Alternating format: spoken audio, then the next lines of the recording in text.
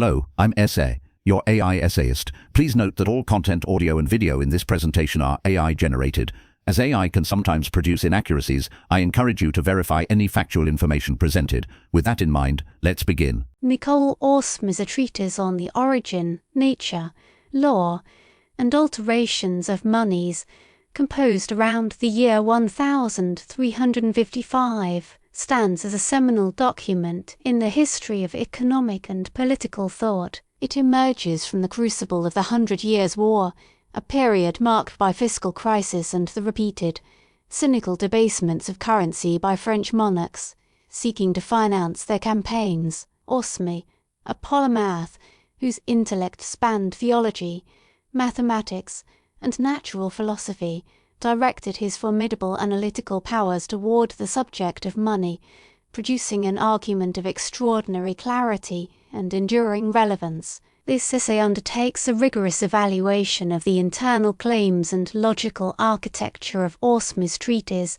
proceeding systematically through its core sections. The analysis will focus directly upon the coherence of Oresme's propositions, the evidence he marshals, and the philosophical framework that underpins his examination of coinage as a fundamental pillar of the Commonwealth. It will illuminate how Oresme constructs a theory of money that is simultaneously an economic manual, a legal brief, and a profound meditation on the nature of just governance. Section 1. The communal origins and material essence of money. Oresme commences his treatise by establishing the foundational principles of money, grounding its existence in human convenience and communal necessity. His initial chapters present a lucid, almost anthropological, account of money's genesis as a solution to the inefficiencies of barter. The central claim here is that the intricate division of labour within a sophisticated community requires a universal medium of exchange. Oresme evaluates the problem of the double coincidence of wants with a practical insight that feels remarkably modern. He argues that a person possessing a surplus of a single good would find it cumbersome to locate another individual who both desires that specific good and possesses the exact item the first person needs. Money, therefore, is posited as an artificial instrument, a technology invented by the community to facilitate the exchange of natural riches, which he defines as the actual goods and services that fulfill human needs. His evaluation of potential materials for this instrument is meticulously logical. He systematically disqualifies substances that are too plentiful, too perishable, or too cumbersome. The selection of precious metals like gold and silver is presented as a rational conclusion derived from their inherent physical properties: durability, portability, high value in small quantities, and relative scarcity. The brilliance of Oresme's claim lies in its secular and utilitarian reasoning. He derives the legitimacy of money from its function and its origin in the collective wisdom of the community, or communitas. This initial argument is crucial, for by establishing that money is a communal creation to serve the common good, he lays the philosophical groundwork for his subsequent assault on princely manipulation. The ownership of money is thereby vested in its users, the people, a radical proposition that reframes the entire Section 2. The prince as custodian and the illegality of alteration. Having established money as a public utility belonging to the Commonwealth, Oresme proceeds to define the precise and limited role of the sovereign in its administration. The central argument of this section is that the prince acts as a public servant, a custodian whose sole legitimate function is to affix his stamp, or impression, upon the coinage. This act serves as a public guarantee of the weight and fineness of the metal contained within each coin. Oresme's claim is that the prince is compensated for this service through a small fee, known as seigniorage, which should cover the costs of minting and nothing more. The treatise then offers a meticulous and damning definition of monetary alteration. Oresme identifies 3 primary methods of debasement: altering the form or name of the coin, diminishing its weight while retaining its nominal value, and, most perfidiously, debasing the proportion of precious metal by mixing it with a baser substance. He evaluates this last method as a form of hidden fraud. The power of his argument resides in the sharp distinction he draws between the material substance of the coin, which is the property of the citizen who owns it, and the official stamp, which is the sign of the prince's authority. To alter the substance for profit is to commit an act of deception, using the public seal of trust to perpetrate private theft. Oresme's claim here is fundamentally a legal one. He argues that such alterations are contrary to the natural and divine law that underpins a just society. He declares that a profit a prince derives from such an act is worse than usury, a powerful condemnation in the medieval ethical landscape. He claims it is an exaction that is unnatural, tyrannical, and disproportionate, for it falls upon all members of the community, rich and poor alike, without their consent and through a mechanism of profound dishonesty. Section 3. The tyrannical nature and pernicious consequences of debasement. This portion of the treatise builds directly upon the preceding legal and moral foundations to detail the destructive economic and political consequences of monetary alteration. Oresme's core claim is that debasement is an unequivocal act of tyranny. He constructs a powerful analogy,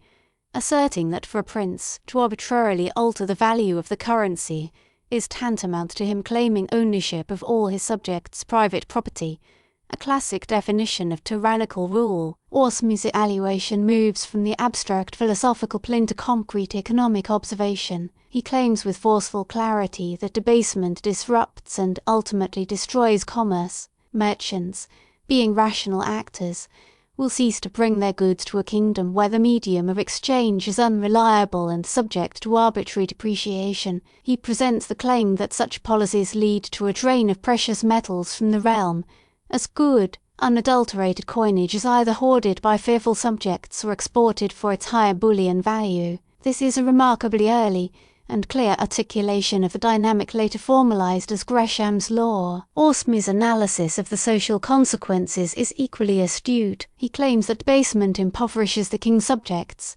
particularly those on fixed incomes like pensioners, nobles living off rents, and the clergy. It introduces a corrosive uncertainty into all contracts and economic calculations, undermining the social trust that binds the Commonwealth. The prince, he argues, in seeking a short-term gain, in fact impoverishes his own kingdom and weakens his own long-term position. The claim is presented with an air of irrefutable logic. A ruler cannot be rich if his people are poor, and debasement is a direct mechanism for inducing that poverty. His argument functions as a warning to the French monarchy, framing fiscal policy as an essential component of political legitimacy. Section 4 distinguishing legitimate profit from sovereign exaction. In the final sections of his work, Oresme demonstrates intellectual nuance by distinguishing the prince's legitimate gains from debasement from other forms of financial activity. He evaluates the business of money changing and other complex transactions,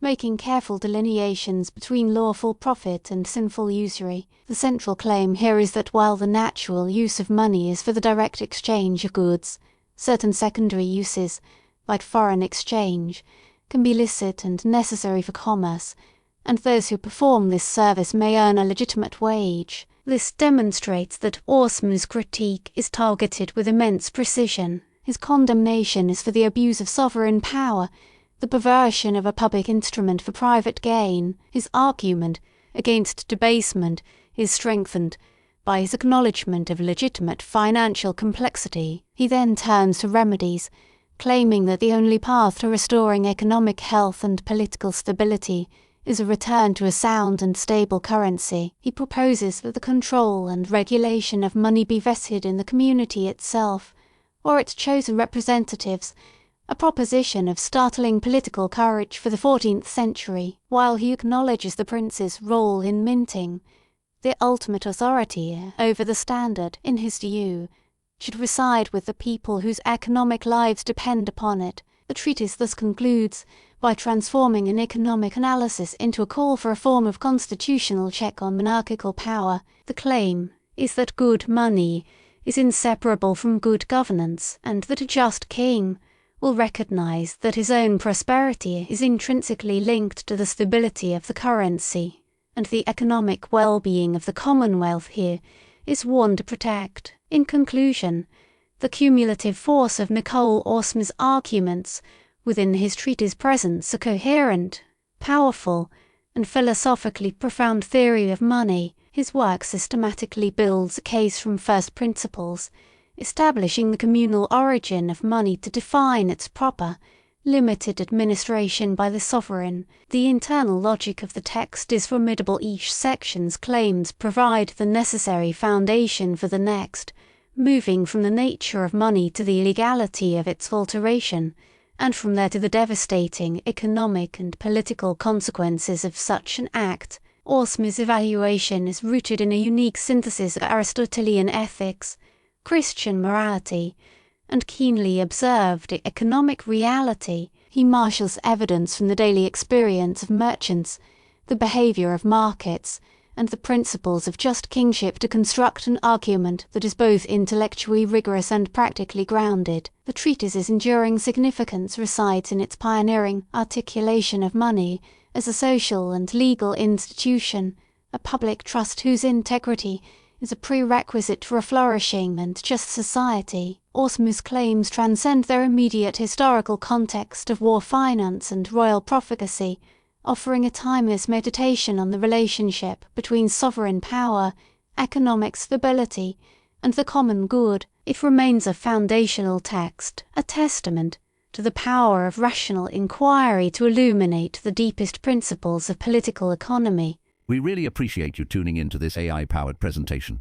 Our goal is to push the boundaries of AI in content creation, and your input is invaluable. If there's a particular subject you'd like to see us tackle next, or if you have suggestions on how we could fine-tune our AI's creative prompts, please don't hesitate to leave your ideas in the comments section. We're excited to bring you more unique content very soon.